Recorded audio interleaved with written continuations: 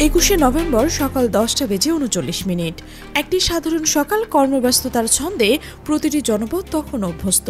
সূর্যের আলো সবেমাত্র পৃথিবীর উপর তার কর্তৃত্ব বিস্তার করতে শুরু করেছে, কিন্তু সেই আপাত শান্তিময় সকালের বুক চিরে মুহূর্তে এক ভয়াবহ কম্পন যেন পুরো দেশের এক অতল গহ্বরে ঠেলে দিল। এক ভয়ঙ্কর প্রলয়ঙ্কারী ভূমিকম্প। এর মাত্রা ছিল 5.7, যা ছিল একটি সংখ্যা নয়, এক আতঙ্কের প্রতিচ্ছবি হয়ে দাঁড়িয়েছে। দেশের ইতিহাসে এটি ছিল এক ভয়ঙ্করতম ভূমিকম্পের অভিজ্ঞতা, যা মুহূর্তে বদলে দিয়েছে হাজার মানুষের জীবন, কেড়ে নিয়েছে কিছু প্রাণ, আর বাকিদের মনে গেঁথে দিয়েছে এক গভীর অনিরাপদ অনুভূতি। যখন পৃথিবীর বুক কেঁপে উঠল, ঢাকা থেকে শুরু করে দেশের প্রত্যন্ত অঞ্চল পর্যন্ত ছড়িয়ে পড়ল এক পৈশাচিক অস্থিরতা। মাটির তলদেশ থেকে উঠে আসা এক অদৃশ্য শক্তি যেন সবকিছুই তার পেছনে চূর্ণ বিচূর্ণ করতে চাইছিল। সেই কয়েক সেকেন্ডের স্থায়ী কম্পন, যা মাত্রার দিক থেকে ততটা উচ্চ না হলেও এর উৎপত্তিস্থল ছিল ঢাকার অতি নিকটে, মাত্র 13 কিলোমিটার দূরে নরসিংদীর মাধবদী এলাকায়। এই ঘনিষ্ঠতায় ছিল ভয়ের মূল কারণ। আবহাওয়া অধিদপ্তর নিশ্চিত করছেন যে ভূগর্ভের এই আতঙ্কিত আলোড়ন এমন এক স্থান থেকে এসেছিল যার প্রভাব সরাসরি দেশের প্রাণকেন্দ্র ঘনবসতিপূর্ণ রাজধানী ঢাকার উপর পড়েছে। সেই মুহূর্তে ঢাকার উঁচু ভবনগুলো যেন এক অজানা ভয়ঙ্কর নৃত্য শুরু করেছিল।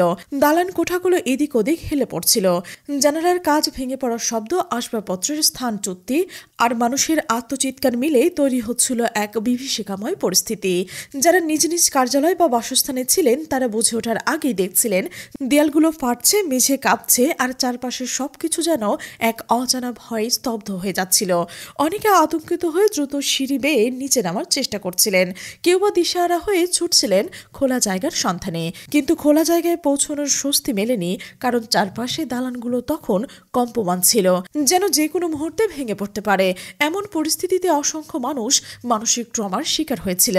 তাদের চোখ মুখে ফুটে উঠছিল গভীর অনিশ্চয়তার আর ভয়ের ছাপ। ভূমিকম্পের কয়েক সেকেন্ড স্থায়ী এই তাণ্ডব ঢাকার বিভিন্ন স্থানে ভবন হেলে পড়ার খবর পাওয়া গেছে। শুধু হেলে পড়লেই নয়, এমন কিছু ঘটনার খবর মিলেছে যা স্থাপত্যের নিরাপত্তা নিয়ে প্রশ্ন উঠেছে। ভূমিকম্পের পরপরই সামাজিক যোগাযোগ মাধ্যমগুলো পরিণত হয় এক উন্মুক্ত মঞ্চে, যেখানে সাধারণ মানুষ থেকে শুরু করে দেশের বিভিন্ন আলেম ও ইসলামী চিন্তাবিদগণ তাদের মতামত জানাতে শুরু করেন।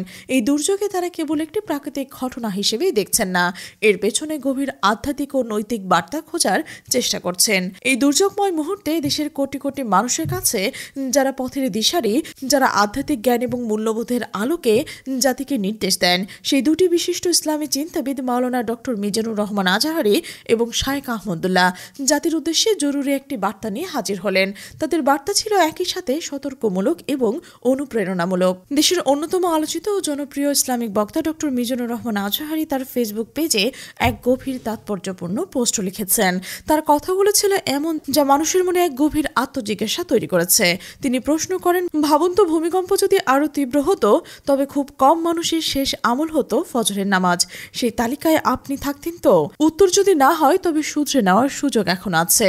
এই বাক্যগুলো কেবল একটি প্রশ্ন ছিল না, এটি ছিল প্রতিটি মানুষের আত্মিক প্রস্তুতির এক ভয়াবহ নিরীক্ষা। তিনি স্মরণ করিয়ে দেন যে যদি কম্পন আরো মারাত্মক হতো এবং সেই মুহূর্তে আমাদের জীবনাবসান ঘটতো, তাহলে আমাদের শেষ আমল বা কর্মটি কি হতো? ফজর নামাজ, যা দিনের প্রথম ইবাদত, আধ্যাত্মিক গণজাগরণের প্রতীক, তাকে আমাদের জীবনের শেষ কর্ম হতো? এই প্রশ্ন প্রতিটি আত্মার তার আধ্যাত্মিক শূন্যতা ও পূর্ণতার মুখে দাঁড় করিয়ে দিয়েছে। যারা এই প্রশ্নের উত্তর না খুঁজে পান, তাদের জন্য তিনি স্পষ্ট করে দেন, এখানে সময় আছে নিজেদের শুধরে নেওয়ার, পাপ থেকে তওবা করার, আল্লাহর পথে ফিরে আসার। ডক্টর আজাহারি তার পোস্টে আরো উল্লেখ করেছেন, এই কম্পন টের না পেলেও চূড়ান্ত কম্পন কিন্তু ঠিকই একদিন টের পেয়ে যাবেন। এই বাক্যটি কেবল বর্তমান ভূমিকম্পের কথাই বলছিল না, বরং এটি ইঙ্গিত দিচ্ছিল এক বৃহত্তর মহাকম্পনের দিকে, কিয়ামতের দিন ভয়াবহতার দিকে। তিনি স্মরণ করিয়ে দেন যে পার্থিব এই কম্পন হয়তো অনেকের কাছে সাধারণ মনে হতে পারে, অথবা অনেকে এর প্রকৃত গুরুত্ব অনুধাবন করতে ব্যর্থ হতে পারেন, কিন্তু কিয়ামতের দিন সেই চূড়ান্ত কম্পন থেকে কেউই নিস্তার পাবেন না। সেই কম্পন হবে এক সর্বগ্রাসী প্রলয়, যা পৃথিবীর সমস্ত অস্তিত্বকে ধ্বংস করে দেবে। এটি ছিল মানুষের জাগতিক আরামাইশ থেকে বিমুখ করে পরকালের প্রস্তুতির দিকে মনোযোগী হওয়ার এক তীব্র আহ্বান। তার বার্তার গভীরে তিনি পবিত্র কোরআনের সূরা মুলক থেকে একটি আয়াত উদ্ধৃত করেছেন, যা মানুষকে আল্লাহর সর্বময় ক্ষমতা এবং তার সৃষ্টির ওপর তার নিয়ন্ত্রণ সম্পর্কে এক ভয়াবহ বার্তা দেন। তোমরা কি নিশ্চিত হয়ে গেছো যে যিনি আসমানে রয়েছেন তিনি তোমাদেরকে নিয়ে জমিনকে ধসিয়ে দেবেন না, অতঃপর আকস্মিকভাবে তা থরথর করে কাঁপতে থাকবে। এই আয়াতটি মানুষকে স্মরণ করিয়ে দেন যে পৃথিবীর স্থিতিশীলতা আল্লাহর ইচ্ছার উপর নির্ভরশীল। আকাশ থেকে যিনি সবকিছু নিয়ন্ত্রণ করছেন তিনি চাইলে মুহূর্তে এই ভূমিকে ধসিয়ে দিতে পারে, যা আকস্মিকভাবে থরথর করে কাঁপাতে থাকবে। এই আয়াতটি ভূমিকম্পের মতো প্রাকৃতিক দুর্যোগকে কেবল একটি প্রাকৃতিক ঘটনা হিসেবে দেখে না, বরং আল্লাহর পক্ষ থেকে এক সতর্ক বার্তা, তার সর্বশক্তিমান ক্ষমতার নিদর্শন হিসেবে দেখতে উৎসাহিত করে। এটি প্রতিটি মানুষের মনে আল্লাহর প্রতি ভয় ও বিনয় তৈরি করার এক শক্তিময় মাধ্যম। এই ঐশী সতর্কবাণী মানুষকে তাদের পাপকর্ম থেকে বিরত থাকতে এবং আল্লাহর নির্দেশিত পথে চলতে উৎসাহিত করে। এদিকে আরও একজন জনপ্রিয় প্রভাবশালী আলেম শাইখ আহমদুল্লাহ তার সামাজিক যোগাযোগ মাধ্যমে স্ট্যাটাস দিয়েছেন, ভূমিকম্প নিয়ে গভীর বার্তা দিয়েছেন।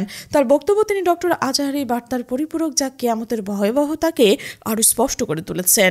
তিনি বলেন, এইভাবে এক মহাকম্পনে একদিন মহাপ্রলয়ে রূপ নেবে।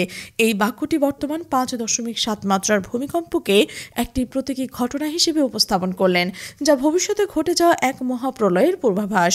তিনি স্মরণ করে দিয়েছেন যে আজকের এই কম্পন কেবল মাটির গভীর সৃষ্ট একটি কম্পন নয়, এটি একটি মহাবিশ্বের বৃহত্তর পরিকল্পনার অংশ, যা শেষ পর্যন্ত কিয়ামতের ভয়াবহতাকে চিত্রিত করবে। শাইখ আহমদুল্লাহ তার স্ট্যাটাসে মহান আল্লাহ তাআলার এক সতর্কবাণী উদ্ধৃত করে বলেছেন, হে মানুষ, তোমরা তোমাদের রবকে ভয় করো, নিশ্চয়ই কিয়ামতের প্রকম্পন এক ভয়াবহ ব্যাপার। এই আয়াতের মাধ্যমে তিনি মানবজাতিকে তাদের সৃষ্টিকর্তার প্রতি ভয় এবং বিনয় প্রদর্শন আহ্বান জানান। তিনি কিয়ামতের প্রকম্পনের ভয়াবহতাকে এক ভয়ঙ্কর ব্যাপার হিসেবে বর্ণনা করেছেন, যা মানুষের কল্পনারও অতীত। আজকের ভূমিকম্পের মতো পার্থিব দুর্যোগগুলো মানুষকে সেই মহাপ্রলয়ের একটি ক্ষুদ্র ঝলক দেখায়, যা তাদের চূড়ান্ত হিসাব দিনের জন্য প্রস্তুত হওয়ার তাগিদ দেয়। এটি মানুষকে জাগতিক মোহ থেকে বেরিয়ে এসে আধ্যাত্মিক প্রস্তুতি গ্রহণ করতে উৎসাহিত করে। তিনি জোর দিয়ে বলেন, আজকের ভূমিকম্প আমাদের জন্য বড় সতর্কবার্তা। এই বাক্যটি প্রতিটি মানুষের বিবেককে নাড়িয়ে দিয়েছে। তিনি এই দুর্যোগে কেবল প্রাকৃতিক বিপর্যয় হিসেবে দেখেন না, বরং আল্লাহর পক্ষ থেকে ঐশী বার্তা হিসেবে উপস্থাপন করেন। এই বার্তা মানুষকে তাদের কর্মের প্রতি সজাগ করছে, পাপ থেকে বিরত থাকতে এবং সৎ পথে জীবন ধারণ করার জন্য উৎসাহিত করছে।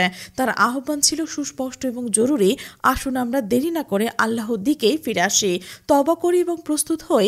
এই আহ্বানটি ছিল কেবল ব্যক্তিগত নয়, এটি ছিল সমগ্র জাতির প্রতি এক সম্মিলিত আহ্বান।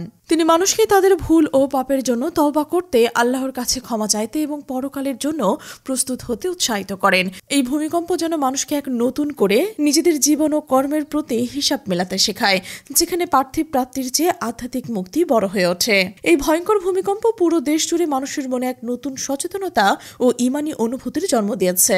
যারা হয়তো এতদিন নিজের ধর্মীয় দায়িত্ব সম্পর্কে উদাসীন ছিলেন, তারা এই দুর্যোগের পর সৃষ্টিকর্তার কথা স্মরণ করতে শুরু করেছেন।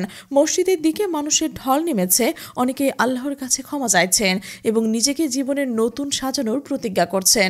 এটি কেবল একটি শারীরিক কম্পন ছিল না, এটি ছিল একটি আধ্যাত্মিক জাগরণ। এই 5.7 মাত্রার ভূমিকম্প যা দেশকে কাঁপিয়ে দিয়েছে, এটি ছিল এক গভীর বার্তা, যা মানুষকে তাদের অস্তিত্বের গভীরতা, তাদের বিশ্বাস এবং তাদের প্রস্তুতির উপর প্রশ্ন তুলে ধরতে বাধ্য করছে। এই ঘটনাটি বাংলাদেশের ইতিহাসে গুরুত্বপূর্ণ অধ্যায় হিসেবে চিহ্নিত হয়ে থাকবে, যা একাধারে প্রাকৃতিক দুর্যোগের ভয়াবহতা এবং মানবজাতির আধ্যাত্মিক জাগরণের প্রতিচ্ছবি হয়ে দাঁড়িয়েছে। দেশের দুটি বিশিষ্ট ইসলামী চিন্তাবিদদের বার্তা এবং বিশেষজ্ঞদের সতর্কতা, এই সবই যেন জাতিকে এক নতুন পথ চলার, নিজেদের জীবনে নতুন করে সাজানোর এক ভবিষ্যৎ দুর্যোগ মোকাবেলার প্রস্তুত থাকার জন্য আহ্বান জানাচ্ছে।